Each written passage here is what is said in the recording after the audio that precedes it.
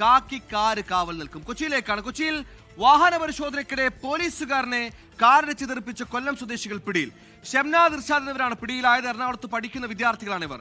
Ernakulam north police സ്റ്റേഷനിൽ SI PN സന്തോഷിന് അതിക്രമത്തിൽ പരിക്കേറ്റു. ദൃശ്യങ്ങളടക്കം പുറത്തു വന്നിട്ടുണ്ട്. 24 എക്സ്ക്ലൂസീവ്.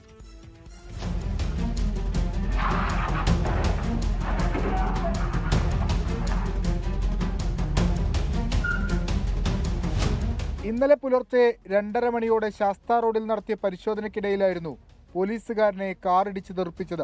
അപകടത്തിൽ നോർത്ത് ASI സന്തോഷിന്റെ കാലിനും കൈക്കും പരിക്കേറ്റു. വാഹനം നിർത്താതെ കടന്നുകളഞ്ഞ യുവാക്കളെ കൊല്ലത്തെത്തിയാണ് നോർത്ത് പോലീസ് പിടികൂടിയത്. പിടിയിലായ ഷംനാദും ഇർഷാദും എറണാകുളത്ത് പഠിക്കുകയാണ്. അപകടത്തിന് ശേഷം ഒളിവിൽ കഴിയാനാണ് കൊല്ലത്തേക്ക് പോയത്. പ്രതികളെ ഉച്ചയ്ക്ക് ശേഷം എറണാകുളം നോർത്ത് പോലീസ് സ്റ്റേഷനിലെത്തിക്കും. ഇവരുടെ കാറ് പിടിച്ചെടുത്തിട്ടുണ്ട്. എന്തിനാണ് വാഹനം നിർത്താതെ പോയതെന്നതിൽ വിശദമായി ചോദ്യം ചെയ്യും. ലഹരി ബന്ധമുണ്ടോ എന്നും പരിശോധിക്കും.